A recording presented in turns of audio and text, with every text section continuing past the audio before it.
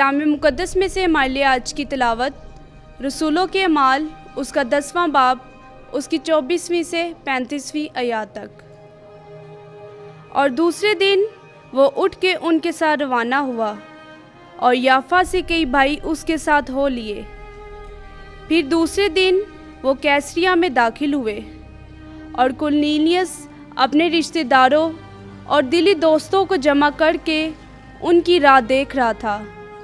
और जब पतरस अंदर आने लगा तो यूँ हुआ कि कुरनेलियुस ने उनका इस्तकबाल किया और उसके कदमों पर गिरकर सजदा किया।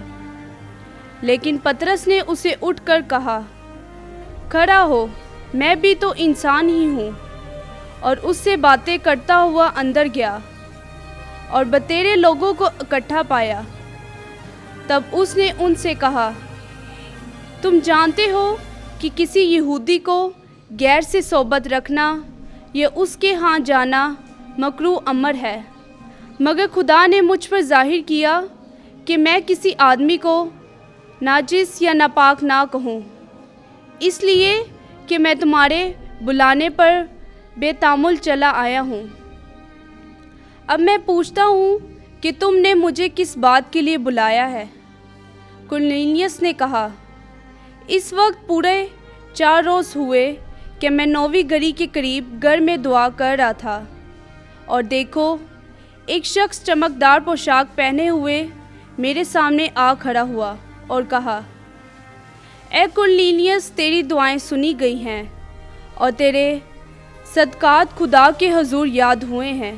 बस याफा में किसी को बेचकर शमाउन को, जो पतरस कहलाता है, यहाँ बुला। वो समुंदर के किनारे शमाउन दबाग के घर में मेहमान है। सो उसी दम मैंने आदमी भेजे, तूने खूब किया है कि आ गया है। अब हम सब खुदा के हुजूर हाजिर हैं ताकि वो सब कुछ सुने जिसका खुदावन ने तुझे हुक्म दिया है। तब पतरस ने मुंह खोल कर कहा, अब तो मैं तयक्कन से जान गया कि खुदा किसी की तरफदारी नहीं करता, बल्कि किसी भी कौम में जो उससे डरता और रास्तबाजी करता है वो उसे पसंद आता है। पाकलाम के पढ़े और सुने जाने पे खुदावंद की बरकत हो। खुदा का शुक्र हो।